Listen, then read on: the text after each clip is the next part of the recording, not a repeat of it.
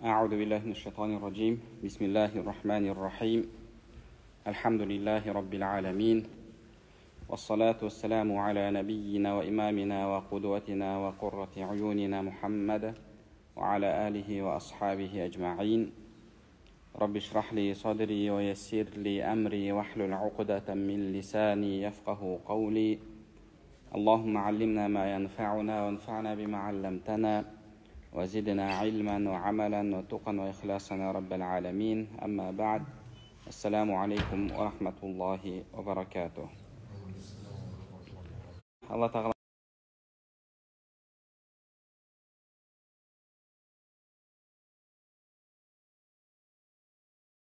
бойынша өтіп жатқан дәрістерімізді ары қарай жалғастырамыз. Біз сіздермен Ихия Улумиддин кітабының Китабул фақри ва зухуд, яғни кедейлік және зухуд деген тақырыбын үйреніп жатырмыз. Өткен дәрістерде мұқтаж адамның көмек алған кездегі ескеру керек болған әдеттер жайында және соңында мұқтаждық болмаса бір нәрсе сұраудың болмайтындығы жайында айтқан болатынбыз. Имам Ғазали рахмауллах осы екі мәселені бірге қарастырған. Біріншісі осы мұқтаждық, кедейлік болса, екіншісі зухуд. Жалпы зухуд дегеніміз не? Енді ұлы мақамдардан дейді. Алла жолында жүрген адамдардың қол жеткізетін ұлы мақамдарынан дейді. Жалпы адам Алла жолында осындай бір мақамдарға қол жеткізіп отыруға тиіс. Мысалы, ихсанның өзі. Пайғамбарымыз саллаллаху алейхи ва салламнан Жибрил алейхиссалам ихсан не деп сұраған кезде, Алла тағаланы көріп тұрғандай құлшылық жасауың, көріп тұрмаған болсаң, ол сені көріп тұр деді. Осы жердің өзінде бізде екі дәреже, екі мақам бар. Біріншісі ол Алла мені көріп тұр деген мақам болса, одан биігірек ол Алланы көріп тұрғандай өмір сүру, Алла тағаланы көріп тұрғандай құлшылық жасау. Яғни жалпы адам Алла тағаланың алдында дәрежесі артқан кезде осындай діндегі мақамдарға қол жеткізіп отырады. Мақам деген яғни дәреже, белгілі бір дәреже. Мысалы, адам бірінші сабырлық дәрежесінде болады, тағдыр мәселесінде. Одан кейін разы болу мақамына көтеріледі. Сол сияқты жалпы адамның қол жеткізу керек болған мәселелердің бірі бұл зухуд. Зухуд дегеніміз, имам Ғазали рахмауллах айтады, айбаратун ан инсирафир рағбати ани шей'i иля ма хуа хайрун минху. Адамның қалауының бір нәрседен екінші одан жақсырақ болған нәрсеге қызығуы, ұмтылуы, ауысуы дейді. Сіздің ішіңізде қалауыңыз бар. Сол қалаудың бір нәрседен одан жақсырақ болған нәрсеге ауысуы дейді. Қызығушылығыңыз ауысады, мынаған деген қызығушылықты тастайсыз да, оның орнына сізде басқа нәрсеге қызығушылық пайда болады. Мысалы, адам намаз оқымай, құлшылыққа келмей жүрген кезінде оның өзіндік бір қызығушылықтар болады. Мысалы, біреулер болады, күнде бильярдын ойнап, пивасын ішіп жүрді. Сондай адамдар болды. Оның қызығатын нәрсесі сол. Біреулер дискотека, біреулер тағы басқа деген сияқты жас жігіт болатын болса. Кейін Алланы танып құлшылыққа келген кезде оның қызығушылығы басқа нәрсеге ауысады. Ол енді әлгі харам нәрселерге қызықпайды, керісінше Алла тағала разы болатын нәрселерге қызығып, оның қалауы ауысады. Бір нәрседен екінші бір нәрсеге ауысады. Зухуд дегеніміз сол деді. Зухуд деген ол адамның ішкі қалауының бір нәрседен екінші одан жақсырақ болған нәрсеге ауысуы дейді. Демек, зухуд жасау үшін адам бұл дүниеде فحال الزاهد يستدعي مرغوبا عنه ومرغوبا فيه هو خير من المرغوب عنه. Бұл жерде екі нәрсе бар екен. Марғубун анху, яғни сіз бұдан былай қызықпай тастайтын нәрсе, екіншісі сіз қызығатын нәрсе. Яғни бір нәрсені тастайсыз да, екінші нәрсеге өтесіз.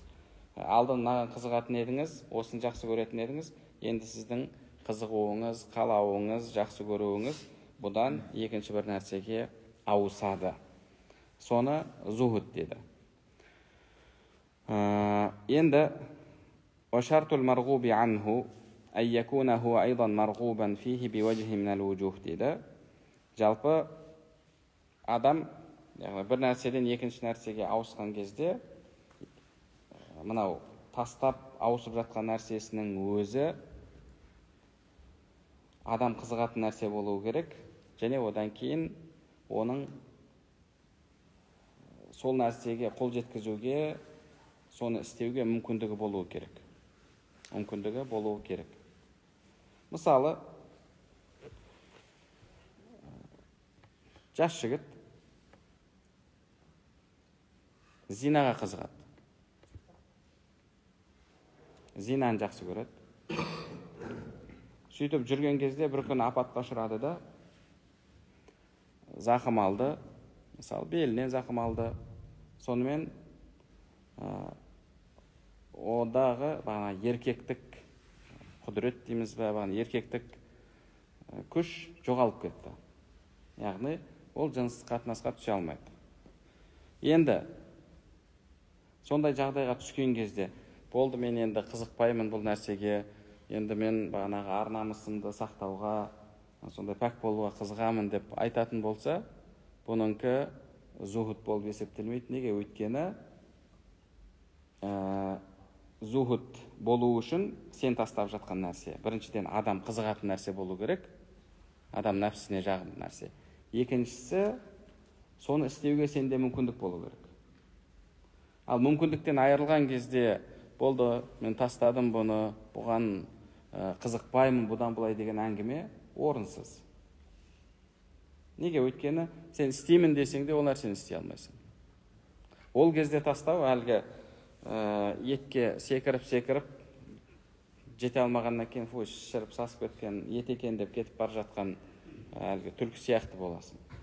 Сол үшін де бұл жерде не болу керек? Біріншіден адам қызығатын нәрсе болу керек. Екіншіден сенің мүмкіндігіңдегі нәрсе болуы керек. Яғни зухуд деген нәрсе, былайша айтқанда, бір нәрсеге қызығушылықты тастау. Қызықпайсыз, сізде оған деген бір ықылас жоқ. Мысалы, Құранда Алла Тағала осы зухуд сөзін Юсуф сүресінде келтіреді. Құранда келтіреді, Юсуф сүресінде. Сол жерде Алла Тағала айтады: وَشَرَوْهُ بِثَمَنٍ بَخْسٍ دَرَاهِمَ مَعْدُودَةٍ. Олар оны болмашы ақшаға, дарахим мa'дуда деген санаулы дирхам деген сөз, болмашы ақшаға сатты дейді. وَكَانُوا فِيهِ مِنَ الزَّاهِدِينَ. Олар оған қатысты зухуд жасады дейді. Захид еді дейді. Кім жайында айтылып жатыр бұл жерде? Юсуф алейхиссалам жайында айтылып жатыр. Юсуф алейхиссаламды әлгі құдықтан шығарып алғандар апарды да болмашы бір ақшаға сатып жібере салды. وَكَانُوا فِيهِ مِنَ الزَّاهِدِينَ деді. Сондағы захид деген сөз осы, олар оған қызыққан жоқ, оны керек еткен жоқ. Сөйтті де саудасы келсе бірінші адамға сата сал деп, мысалы, сол керуеннің басында жүрген адам айтты, қалғандар апарды, оны болмайтын ақшаға сата салды. Яғни зухуд деген сен бір нәрсеге деген қызығушылығыңды тастап, қалауың, қызығушылығың екінші бір нәрсеге ауысады. Осыны зухуд дейді. Мысалы, имам Ғазали рахмаулла айтады: кім дүниесін сатып, ақиретке қызықса, дүниені тастап. Ол бүкіл дүниесін Алла жолында жұмсап жатыр. Неге? Өйткені ол ақиретке қызығады. Ақиретті қалайды. ол зухд деп есептеледі дейді. Ол захид. Енді бір адам керісінше. وَمَنْ بَاعَ الْآخِرَةَ بِالدُّنْيَا فَهُوَ زَاهِدٌ أَيْضًا وَلَكِنْ فِي الْآخِرَةِ дейді. Енді біреу ақиретін сатып, дүниеге қызығып жатыр. Тілдік тұрғыдан алатын болсақ, бұл да зухд дейді. Бұл да зухд. Бірақ қандай зухд болып жатыр?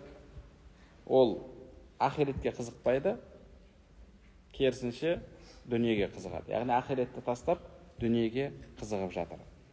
Бұл жалпы тілдік тұрғыдан. Ал нені алатын болсақ, егер терминдік тұрғыдан алатын болсақ, имам Ғазали рахмахуллах жалпы зухд дегеніміз бұл Алла тағаладан, Аллаға қатысты нәрселерден басқаның барлығынан бас тартып, қалауыңызды, махаббатыңызды ақиретке, Аллаға бұру деді. Осы зухд деді. Осы зухд.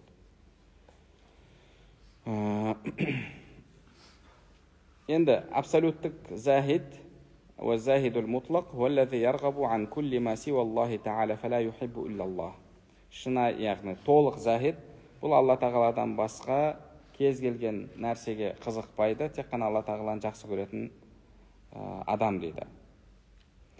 Және имам Ғазали рахмахуллах түсіндіреді, зухд дегеніміз бұл айбара ан таркил мубахати лати хия хаззун нафс. Адам жақсы көретін мубах болған нәрселерді тастау дейді.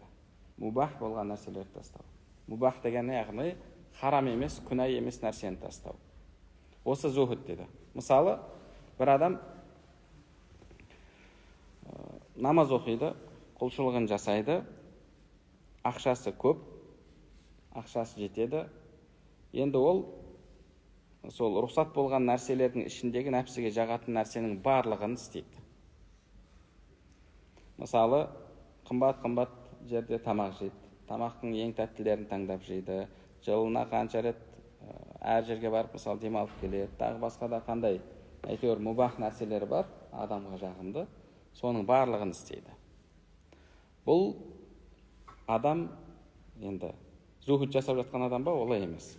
Имам Ғазали рахмахуллах айтып жатыр, зухд дегеніміз бұл сенің нәпсіңе жаққан мубах болған нәрселерді тастау дейді. Мысалы, тамақтың азымен шектеледі, киімнің арзанымен шектеледі, мүмкіндігі бола тұра. Ол, мысалы, шетелге шығып, миллиондап ақшаларын шашпайды қыдыруға. Сөйтіп, яғни өмірінде, былайша айтқанда, оның минимализм дейміз ғой, сол минимализммен өмір сүреді. Жағдайы бола тұра. Осыны не дейді? Зухд дейді. Енді бұл діндегі сондай қиын мақамдардың бірі. Неге өйткені адам ақшасы болған кезде сондай мүмкіндіктердің бәрін тастап, мына жақта әйел тұр, қашан каникул болды, қашан балалар Турцияға алып барамыз, қашан Мальдиваға барамыз, қашан үйтеміз, қашан бүйтеміз, ана жерде жақсы киім сатылып жатыр екен, ананы алайын, мынаны алайын. Мысалы, үйіміз нашар, үйіміз нашар енді емес шығар, енді бірақ жақсырағына алайық, басқа жаққа көшейік, үйтейік. Осындай әртүрлі не көп, адамды азғырушы дүниелер көп. Енді бұны азғыру деп айтуға келе ме, келмей ме? Егер харам іс болмаса, оны сіз харам деп айта алмайсыз. Ал бірақ енді сол халал нәрселерден, адал нәрселерден нәпсісіне жағатын, нәпсісінің үлесін толық беріп жүрген адам, ол зухд жасап жүрген адам емес. Зухд жасап жүрген адам бұл мубах нәрселерді тастаған адам дейді. Амма тарикул махзурати фала юсамма захида. Ал харам нәрселерді тастаған адам ол захид емес дейді. Неге өйткені харам нәрсені әрбір адам тастау керек. Харам нәрсені жағдайы бар адамда, жағдайы жоқ адамда, кез келген адам харамға ұрынбау керек. Харамнан ұзақ болу керек. Сол үшін зухд деген бұл харамды тастау емес, адал болған нәрселерден шектелу. Енді оны ысырапшылдық деп айту да қиын. Себебі ысырапшылдық деген сөздің өзі бұл жерде енді мысалы ол өзінің зекетін беріп жатса, әлгі адам зекетін беріп жатса, онда әлгі өзінің нәпсісіне қалайтын нәрселерге дүниесін жұмсаса, ғұламаларымыз оның ісін харам деп айтпайды. Енді соның ішінде кейде ысырапқа кетуі мүмкін бе? Ысырапқа кетуі мүмкін. Енді ысырап дегеніміз, демек бұл жерде не бар? Жалпы енді кез келген адам оны көрген кезде, естіген кезде, мынау не істеді, артық кетіпті ғой дейтіндей мәселе.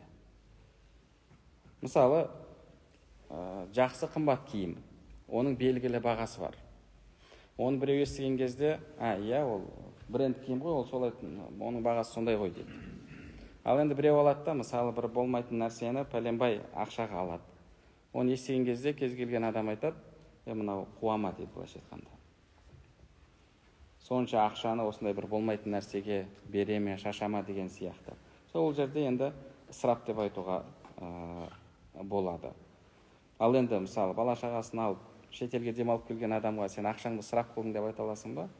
Енді ысырап қылдың деп айту бұл жерде қиын. Сол үшін де мен ысырап деп айтып жатқан жоқпын. Жалпы адал нәрселерден шектелу. Адал нәрселерден шектелу. Енді бұл діндегі өте сондай ауыр мақамдардың бірі. Ауыр мақамдардың бірі. Мысалы, Умар ибн ал-Хаттаб радиаллаху анху шынайы зухуд жасаған адам. Шынайы зухуд жасаған адам.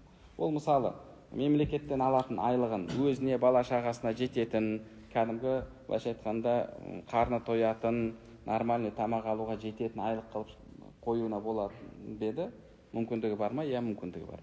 Солай бола тұра, ол кісі минимальный айлық қойды.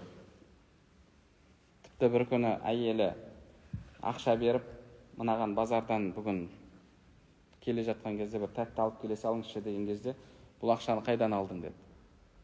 Сіздің айлығыңыздан кішкене үнемдеп жинадым. Осы сол ақша деген кезде, менің айлығымнан үнемдеуге болады екен ғой деп барып, сол мөлшерін тағы да қысқартып тастайды. Ол кісі шынайы захид, яғни зухуд жасап жатқан адам. Умар ибн Абдул-Азиз рахимахуллах, әділетті халифалардың бір ретінде ғұламаларымыз қарастырады. Ол кісі де алдын Мәдинада әмир болған кезде, Мәдинаның әкімі болған кезде сондай бір роскошта өмір сүрген. Яғни рахатты өмір сүрді. Енді адалынан әлбетте. Харам нәрсеге барған жоқ. Ал бірақ халифа болған кезде ол кісі соның барлығынан бас тартты. Киімнің ең арзанын киді, тамақтың ең арзанын алды. Тіпті бала шағасына еш нәрсе қалдырған жоқ. Бұны не дейді? Бұны зухуд дейді. Яғни бұл сондай діндегі ауыр мақам.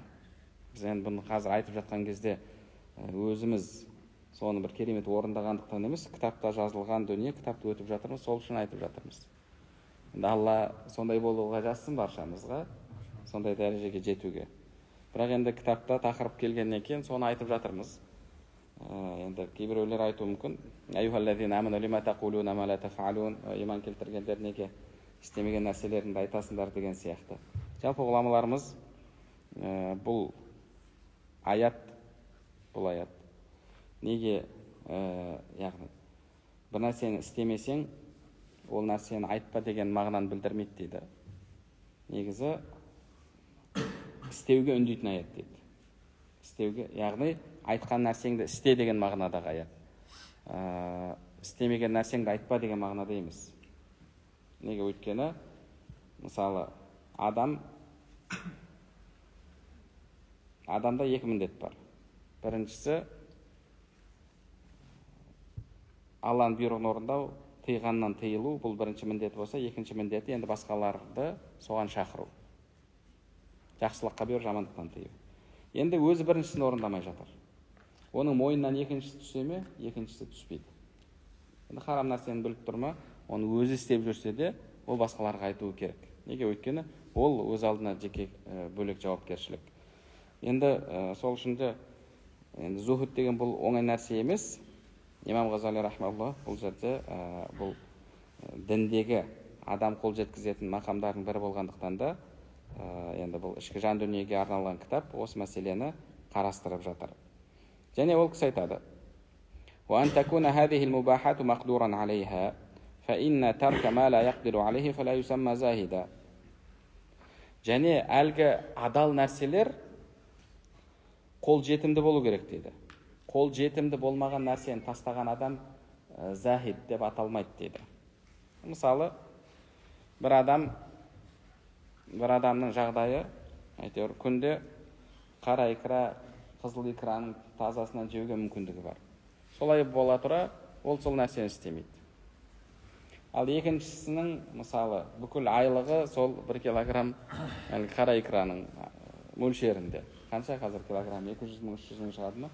Оның айлығы сондай. Бір айлығының өзі.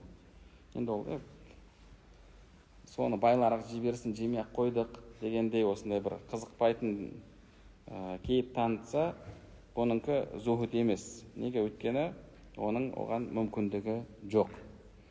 Имам Ғазали рахмаулла айтады, сол үшін де дейді, Абдулла ибн Мубарак деген үлкен ғұлама болған, бірақ ол кісінің өзі де бай болған, және енді көп дүниесін Алла жолына, әсіресе шәкірттерге, білім іздеп жүргендерге жұмсаған екен. Сол кісіге сен захидсің деп айтқан кезде, әлгі зухуд деген сөзден шығады. Зухуд деген аскетизм болса, захид деген аскет деген мағынаны білдіреді. Я захид, пәленше сен захидсің деген кезде, ол кісі шынайы захид, ол Умар ибн Абдул-Азиз. Оған бүкіл дүние келді, бірақ ол соны тастады. Мен болсам не нәрседе зухуд жасадым деді. Бірақ шынына келгенде ол кісіде зухуд жасаған адамдардың бірі негізінде. Тіпті шайқасқа шығып тұратын болған, бір жыл білім, қажылық болса, бір жыл Алла жолында шайқасқа кеткендермен бірге шайқасқа қатысатын сондай мықты ғалым болған.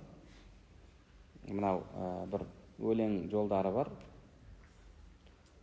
Сол өлең жолдары осы Абдулла ибн Мубарактың сөздері ме еді? Қазір анық есімде жоқ, бірақ Абдулла ибн Мубарактың болу керек, Аллаху алям. Бір кісі болған, әрдайым Меккеде, Мәдинада, харамда, құлшылықта отыратын болған. Сонда соған жазған хаты бар. Я абид ал-харамайни лау абсартана ла алимта аннака фил ибадати тал'абу. Екі харамда құлшылық жасаушы, егер сен бізді көрсең, өзіңнің ойнап жүргеніңді білер едің дейді. Сен жаның тыныш, тек қана құлшылықта жүрсің. Ал мына жақта адамдар Алла жолында шайқаста жүр деген осындай мағынада. Мән кәна яхдибу хаддаху бидумуахи фанухуруна бидимаина татахаддабу. Сен бетіңді әлгі жасыңмен суласаң, біздің мойындарымыз, беттеріміз қанмен суланып жатыр. Мән кәна ют'айу хайлаху фи батилин фахуюлуна яума сабихати тат'абу.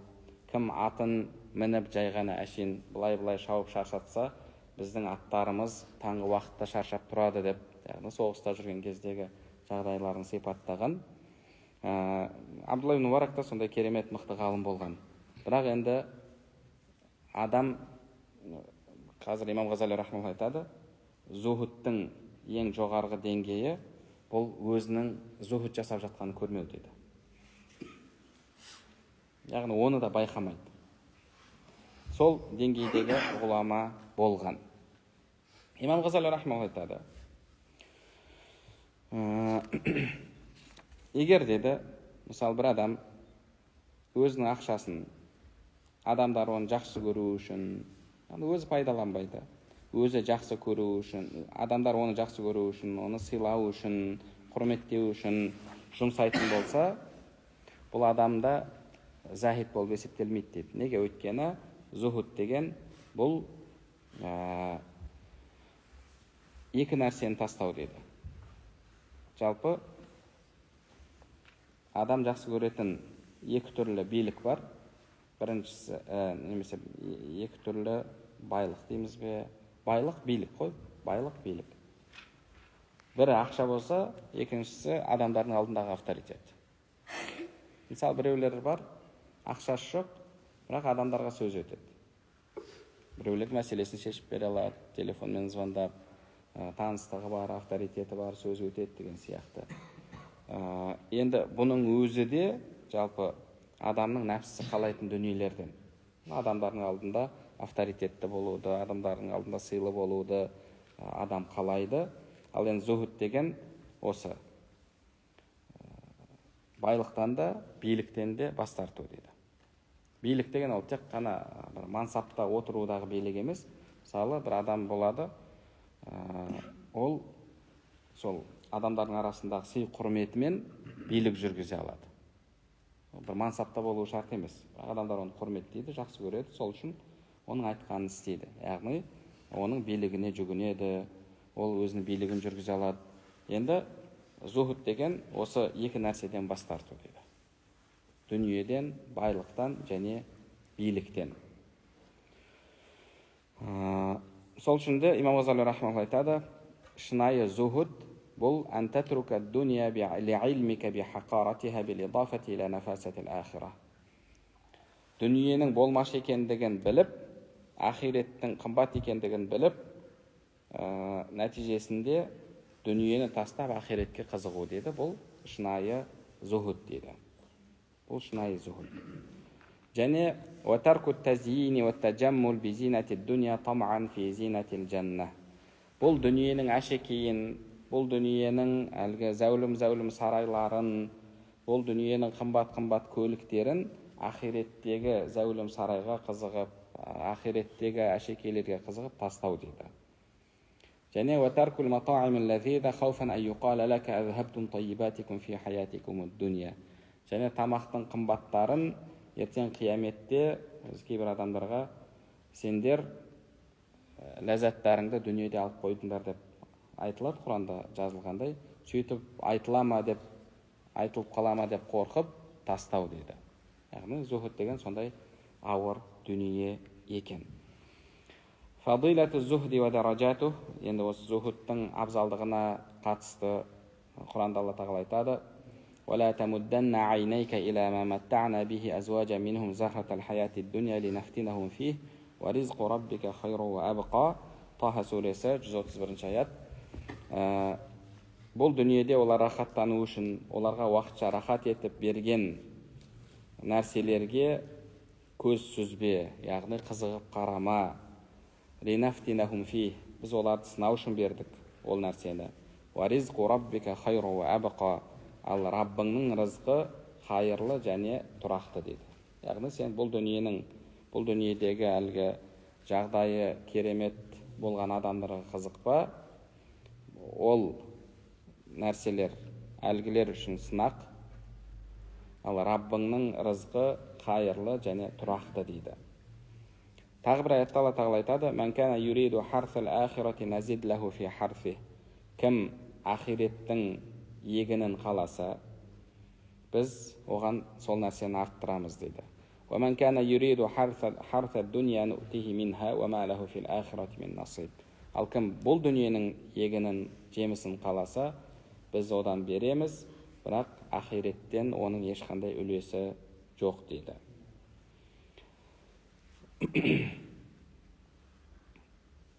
Пайғамбарымыз саллаллаху алейхи уассалам өзінің хадисінде: "Ман асбаха ва хаммуху ад-дуnya shattata Allahu alayhi amrahu wa farraqa alayhi day'atahu wa ja'ala faqrahu bayna yadayhi."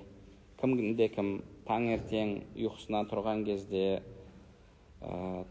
таңын аттырған кезде бүкіл уайым қайғысы дүние болса, Алла тағала оның ісін шашыраңқы етеді деді. Яғни оның ісінде береке болмайды. Және кедейлікті оның екі көзінің ортасына қойып қояды деді. Яғни тоймайды. Дүние деп шапқылай береді. Тоқтап, кішкене болды, әрекетімді жасадым, нәтиже Алладан деп демалып, қой құлшылығым жасайын демейді. Ол тек қана дүние деп қуа береді. وَلَمْ يَأْتِهِ مِنَ الدُّنْيَا إِلَّا مَا كُتِبَ لَهُ. Бірақ дүниеден оған жазылғаны ғана келеді дейді. وَمَنْ أَصْبَحَ وَهَمُّهُ الْآخِرَةِ. Ал енді кім таңертең таң атқан кезде оның уайым қайғысы ахирет болса, جَمَعَ اللَّهُ لَهُ هَمَّهُ وَحَفِظَ عَلَيْهِ ضَيْعَتَهُ وَجَعَلَ غِنَاهُ فِي قَلْبِهِ. Алла тағала оның ісіне береке береді, және оның байлығын жүрегіне салып қояды деді. Яғни шынайы байлық бұл жүректің байлығы, жүректегі байлық. Егер жүректе қанағат болмаса, жүректе байлық болмаса, онда адам сыртқы байлыққа ешқашан тоймайды. Және дүниенің өзі оған келеді дейді. Хадисті имам Тирмизи, Ибн Мажалар риуаят еткен. Енді осы зухудтың имам Ғазали рахматулла 3 дәрежесі бар дейді. Ең төменгі дәрежесі бұл дүниені іштей қалап тұрып, дүниеден бас тарту дейді. Яғни іштей қызығып тұр, іштей қалайды, ананы көргісі келеді, мынаны көргісі келеді, мынаны жегісі келеді, бірақ өзін тыйып, тырысып, көп адал нәрселерден шектеледі. Негізі қазір біз адал деп ойлайтын кейбір нәрселердің өзінде етіп қарасаң күмән бар. Мынау бізде халал стандартта істейтін жігіттермен сөйлессең, олар мүлдем төндіріп тастайды кәдімгідей. Олармен сөйлесіп болғаннан кейін кез келген нәрсеге күмәнданып қаласың. Сол үшін кейбір ғұламалардан келген сөз бар ғой. Біз 70, яғни адалдың 70 есігін ашпадық дейді, харамға түсіп қалмау үшін дейді. Адал, бірақ ар жағында адам күмәнға түсіп қалуы мүмкін, күнәға түсіп қалуы мүмкін, харамға түсіп қалуы мүмкін. Сол үшін де сақтық жасап, көптеген адал нәрселерді тастадық дейді. Имам Ғазали рахматуллах бұл жерде соны айтып жатыр. Енді біріншісі іштей қалап тұрып, сырттай шектелу дейді. Екіншісі аллази ятруку тауан листихқарихи ияха билидафати ила ма тамиа фихи каллази ятруку дирхаман лажил дирхамайн. Екіншісі енді іштей оның болмашы екендігін біліп, басқа нәрсеге қызығушылығы артып, сол себепті тастау дейді. Яғни ода былайша айтқанда қызығушылық кетеді. Мысалы, сіз мынау тәтті нәрселерден қазір көп адамдар бас тартып жатыр ғой, диетаға отырып, тәтті нәрседен, мучной деп айтыр, қамырдан жасалған нәрселерден бас тартып. Соны бірінші бастаған кезде ол іздеп тұрады. Мысалы, шайды қантпен ішіп үйреніп қалған. Шай ішетін кезде міндетті түрде қант қосқысы келеді. Шаймен бірге десертке бір нәрсе жегісі келеді. Дастарханға отырған кезде тартып тұрады. Мысалы, бағанағы белгілі бір тамақтарды жесе, газды, сусын ішкісі келеді деген сияқты. Бірақ соған шыдап, соны әдетке айналдырса, мысалы, бір жыл өтер, белгілі бір уақыт өткен кезде одағы қызығушылық кетеді. Сөйтіп ол үшін, яғни ол қиналмай-ақ кәдімгідей әлгі өзінің диетасында отыра береді. Имам Ғазали рахматулла бұл жерде сондай деңгейді айтып жатыр. Бірінші деңгейде сен сырттай тыйыласың, бірақ іштей қалап тұрасың дейді. Ал екінші деңгейде енді сен ол нәрсені еш нәрсе көрмей қаласың да, сөйтіп солай шектелесің дейді. Бірақ өзінің шектеліп жүргенін сезінеді дейді. Ал үшінші деңгейде дейді, ең жоғарғы деңгейі, бұл айязхада тауан ва язхаду фи зухдихи фала яра зухда إذ لا يرى أنه ترك شيئا. Мысалы, бұға мысал ретінде келтіретін болсақ, бір адам бар,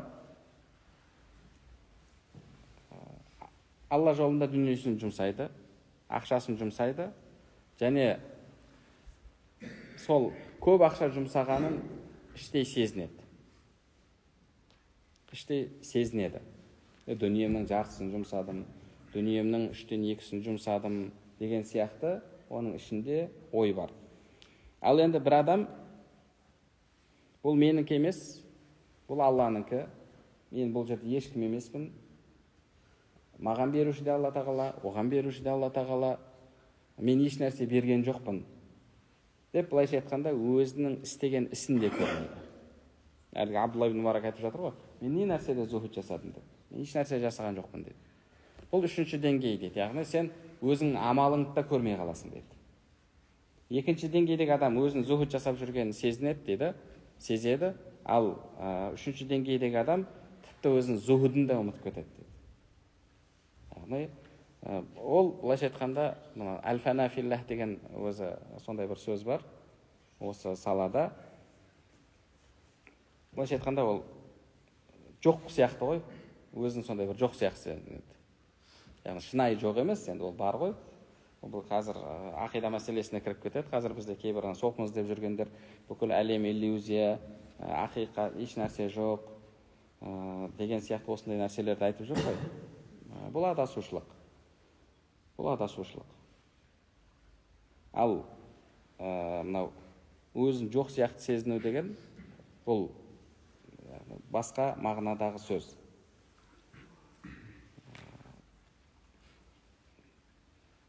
Былайша айтқанда, ол өзін ешкім көрмейді, және өзінің бір нәрсе беріп жатқанын сезінбейді, сондай жағдайда жүретін адам. Бұл зухудтың ең жоғарғы деңгейі екен. Және одан кейін біз бағана айтып кеттік. Зухуд дегенде екі нәрсе бар дедік. Бір нәрсені тастайсың, екінші нәрсеге қызығасың. Яғни мына жақта да қызығатын нәрсе бар, мына жерде қызығатын нәрсе бар. Сен біреуін тастап, екіншісіне өтесің. Осыған қатысты имам Ғазали рахмаулла айтады, бұның өзі үш деңгейге бөлінеді дейді. Біріншісі, ең бірінші жоғары төменгі деңгей, сен тозақтан құтылуға қызығып зухуд жасайсың дейді. Бұны біз естеріңізде болса, құлшылық мәселесінде де айтып кеткен едік. Құлшылық мәселесінде де. Мысалы, біреулер құлшылық жасайды, не үшін? Тозаққа түспеу үшін. Тозаққа түспеу үшін. Яғни, оның ниеті сол азаптан құтылу. Ниеті азаптан құтылу. Бұл бірінші төменгі деңгей. Енді бұл деңгейдегі адамда дейді, имам Ғазали рахмаулла айтады, мен бастысы азаптан құтылсам болды деді. Яғни жәннатқа кіру мақсат емес, жәннаттағы ләззаттарға қол жеткізу мақсат емес, бұның мақсаты тек қана азаптан құтылсам деді. Жақсы, азаптан құтыласың, бірақ азаптан құтылып жоқ болып кетсеңші десең, оған да ырзамын деді. Жоқ болып кетсем, оған да ырзамын деді. Бұл төменгі деңгей дейді. Одан кейінгі екінші деңгейі ақиреттік ләззатқа қызығып зухуд жасау дейді. Яғни бұл дүниенің ләззатынан бас тартады. Неге? Өйткені мен бұл ләззаттың барлығын ақиретте көргім келеді дейді. Бұл екінші деңгейдегі адам. Ал үшінші деңгейдегі адам бұл тек қана Алланың разылығын қалайды, Алламен қауышқысы келеді. Сол үшін де оған басқа еш нәрсе қызық емес. Яғни бағанағы тозақтың азабынан құтылу үшін, немесе жәннаттағы ләззатқа қол жеткізу үшін деп зухуд жасамайды. Ол тек қана мен Алланың разылығын қалаймын, ертең қияметте Алланың дидарын көргім келеді деген сияқты. Ода былайша айтқанда Аллаға деген махаббаттан басқа еш нәрсе жоқ. Бұл ең жоғарғы деңгей дейді. Бұл ең жоғарғы деңгей. Бұл мәселені имам Ғазали рахмаулла біз алдыңғы қорқу деген тақырыпта да айтып кеткен болатынбыз. Мысалы, біреулер қорыққаннан құлшылық жасайды. Қорыққаннан құлшылық жасайды, күнәлар көбейіп кетеді. Біреулер күнәлар көбейіп кетеді, сол үшін ода қорқу пайда болады деді. Оның қорқуы күшейеді деді. Енді бұл деңгейдің проблемасы, ол ұзақ уақыт құлшылық жасап жүрген кезде оның қорқу деңгейі азаяды деді. Неге? Өйткені қарайды, тәубе етті, қажылыққа барып келді. Пайғамбарымыз саллаллаху алейхи вассалам кім қажылықтан қайтқан кезде күнәм кешірілмеді деп ойласа, ол ауыр күнә жасапты дейді. Демек, күнәм кешірілетін нәрселерді істедім. Мұны уже 10 жыл болды, или 15 жыл болды, намаз оқып жүрмін, харамнан тыйылып жүрмін деген сияқты ода ой пайда болады да, оның қорқуы азаяды деді. Неге? Өйткені оның қорқуы тозаққа байланысты деді. Ал енді қазір қараса тозаққа түсетіндей еш нәрсе істеп жүрген жоқ. Ол кезде оның қорқуы азаяды деді. Ал шынайы қорқу ол Алла тағаланың дидарын көруден махрұм болып қаламын деп қорқу дейді. Яғни Алламен қауыша алмай қаламын деп қорқу дейді. Ол қорқуға сіздің құлшылығыңыз, күнә істеуіңіз, істемеуіңіз әсер етпейді. Яғни ол тұрақты қорқу. Мынау зухудта да имам Ғазали рахматулла осы мәселені айтып жатыр.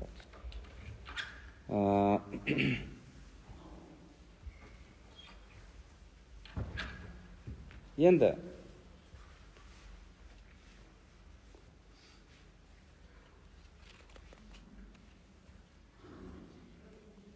екінші мәселе бұл әл-марғубу анху дейді. Яғни біз бағана айтып кеттік, зухуд деген мәселеде екі нәрсе бар дедік. Біріншісі бір нәрсеге қызығасың, екіншісі бір нәрседен бас тартасың. Имам Ғазали рахматулла айтып жатыр. Зухуд дегеніміз бұл нәпсі қалайтын нәрселердің барлығынан бас тарту дейді. Яғни ол билік болсын, байлық болсын, соның барлығынан бас тарту. Өйткені адам нәпсісі қалайтын нәрселердің барлығынан бас тартса, ол бұл дүниеде ұзақ өмір сүрейін деген сондай пікірден, яғни осы өмірде мәңгі қалып кеткісі келу, енді көп жалпы мұсылманы болсын, мұсылман емесі болсын, адамдардың барлығында демейік енді. Бірақ адамдардың көпшілігі өлімді жек көреді, өмірді жақсы көреді. Алла тағала мысалы яһудилер жайында «Яуадду ахадухум лау юаммару альфа сана» 1000 жыл өмір сүргісі келеді дейді. Енді неге өмір сүргісі келеді? Өйткені осы дүниенің қызығы бар, содан айырылғысы келмейді. Ол қандай? Билік, байлық, әйел, тағы да басқа да сондай қызығушылық бар. Мансап, сол нәрседен айырылғысы келмейді. Ал енді мысалы бір адам, оның қолы істемейді, аяғы істемейді, өзі жүре алмайды, былайша айтқанда тамағында біреу салып береді, дәретке біреу алып апарады. Ода ешқандай ондай бұл дүниенің ләззатын көретіндей мүмкіндік жоқ. Ол адамға бұл дүниеде ұзақ қалу қызық па? Бұл дүниеде ұзақ қалу қызық емес. Ал енді адам бұл дүниеде ұзақ не үшін қалғысы келеді? Өйткені бұл дүниеде нәпсісіне жағатын нәрселер бар. Ал енді нәпсісіне жағатын нәрселерден бас тартқан адам, енді онда ол бұл дүниеде ұзақ қалуға да қызықпайды. Неге? Өйткені соған себеп болып тұрған нәрседен бас тартты. Имам Ғазали рахматулла соны айтып жатыр. Фақасура амалуху ла мухала. Ол адамда не пайда болады? Осы кітапта имам Ғазали рахматулла қайта қозғайтын мәселелердің бірі бұл әрдайым Алла тағаламен қауышуға дайын болу және мен кез келген уақыт кетіп қалу мүмкін деген сезімде өмір сүру. Имам Ғазали пайғамбарымыздың айтқаны бар ғой, таңда аттырсаң, немесе Омар радиаллаху анхудың сөзі еді, онда кешке дейін тірі боламын деп ойлама дейді. Кеш батса, күн батса, онда таңға дейін тірі боламын деп үміт етпе дейді. Бұны не дейді? Қисарул әмәл дейді. Яғни үміттің қысқа болуы. Енді ол неге байланысты екен? Осы зухудқа байланысты екен. Осы зухудке тікелей байланысты екен. Бұл жайында имам Ғазали рахматулла мына аятта айтады. Алла тағала айтады: وقالوا ربنا لما كتبت علينا القتال لولا أخرتنا إلى أجل قريب. Олар айтады: о Раббымыз, неге бізге соғысты парыз еттің? Неге бізді соғысқа баруға міндеттеп жатырсың? Бізді сәл болса да кешіктірмедің бе? Тағы да деп айтады дейді. Ниса сүресі 77 аят.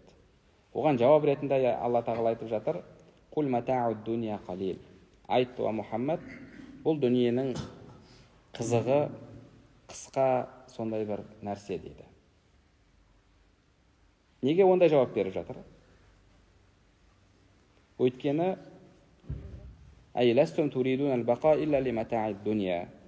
сендер не үшін соғысқа шығудан бас тартып жатырсыңдар?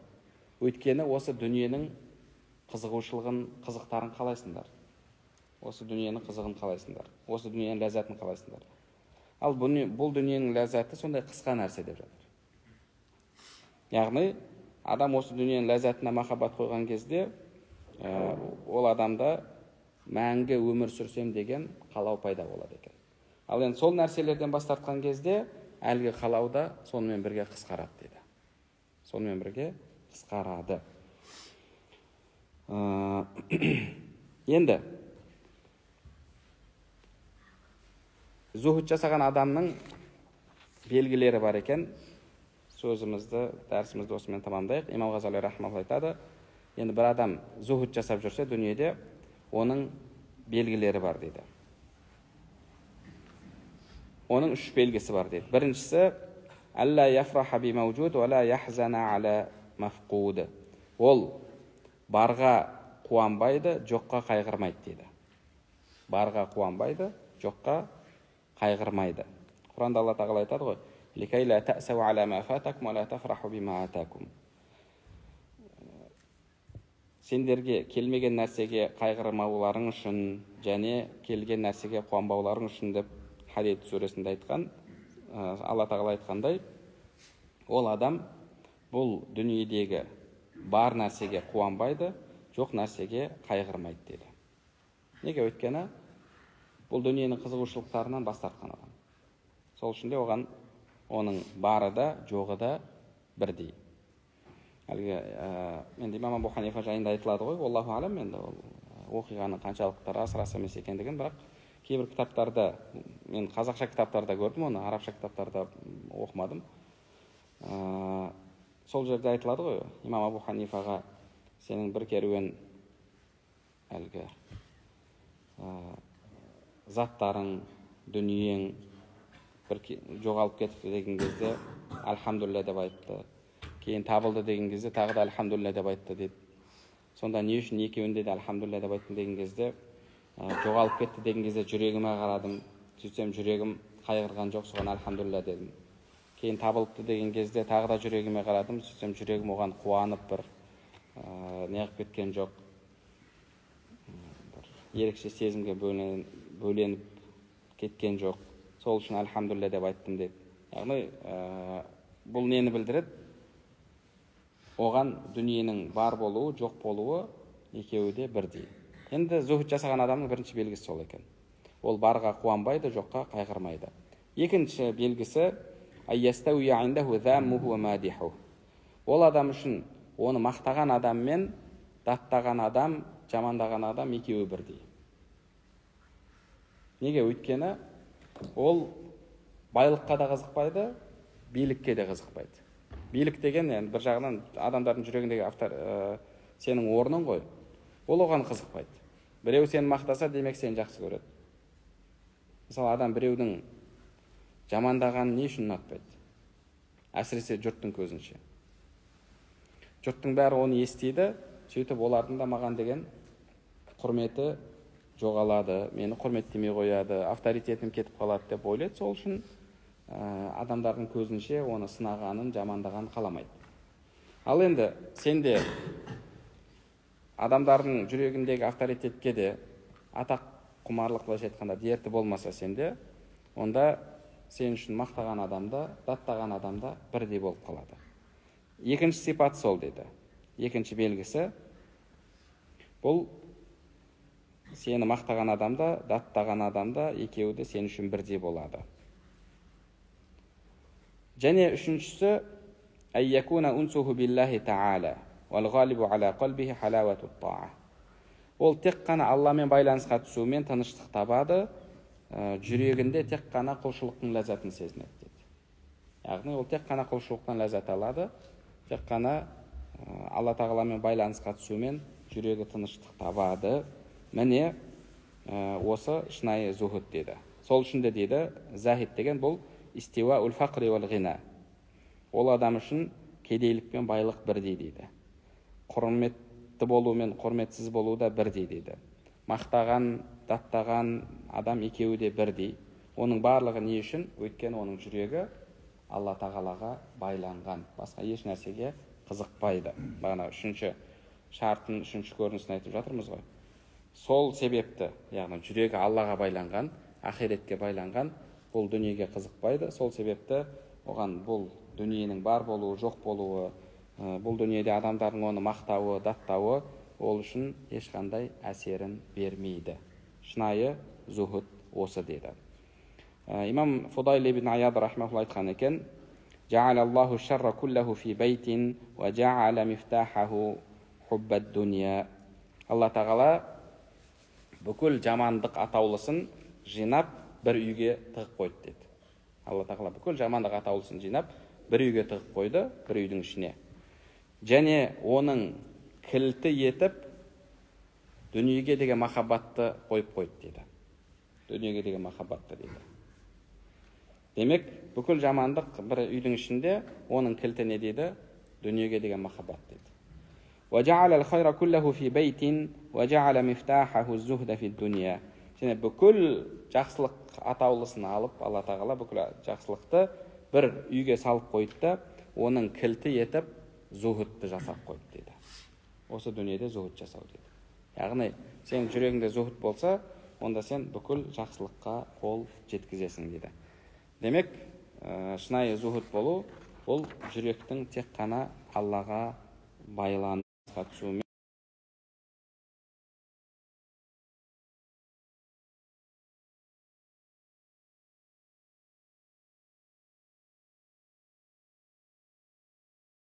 Алламен байланыста, сол үшін де оны еш нәрсе алаңдатпайды. Ол былайша айтқанда жәннатта жүрген адам сияқты. Жәннатта жүрген адам сияқты. Жәннаттағы адамның Алла тағала сипатын бізге қалай баяндады? Ла хауфун алейхим ва ла хум яхзанун. Оларда қорқыныш жоқ және қайғы жоқ деді. Оларда қорқыныш жоқ және қайғы жоқ. Қорқыныш, қорқу, алаңдау, бұл болашаққа болатын нәрсе. Ойбай, ертең инфляция болып кете ме, ертең доллар көтеріліп кете ме, ертең үйтіп кете ме, ертең бүйтіп кете ме, ертең мысалы көлік сататын адам көліктер үйтіп қала ма, бүйтіп қала ма, ода болашаққа не бар? Алаңдау бар. Енді екіншісі, Құранда Алла тағала айтып жатыр ғой, оларда қорқыныш жоқ және қайғы жоқ деді. Қайғы бұл өткен нәрсеге болады екен. Өткен нәрсеге. Өткен нәрсе үшін адам қайғырады екен. Жәннаттық адамда не жоқ? Қайғыру да жоқ, қорқу да жоқ. Ал енді бұл дүниеде Алла тағаламен байланыста болған адамда тура сол жәннаттық адамның сипатында болады екен. Аля би зикриллахи татмаиннул қулуб дейді мысалы. Алланы зікір етумен жүректер тынышталады дейді. Неге? Өйткені ол сол, яғни Алланы еске алумен, Алламен байланысқа түсумен тыныштық табатын адам, оған басқа еш нәрсе қызық емес. Қызық емес.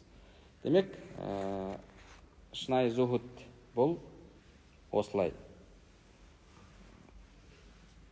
Барға қуанбау, жоққа қайғырмау, біреу даттаса да, мақтаса да бірдей болуы, және жүректің Аллаға байлануы. Осы шынайы зухуд екен. Алла тағала баршамызға сондай дәреже нәсіп етсін. Алла тағала баршамызға пайдалы білім берсін. Сол білімдерімізді амал етуімізді және амалдарымыздың қабыл болуын нәсіп етсін. Субханакаллахумма бихамдика ашһаду ан ла илаха илля анта астағфирука ва атубу илейк.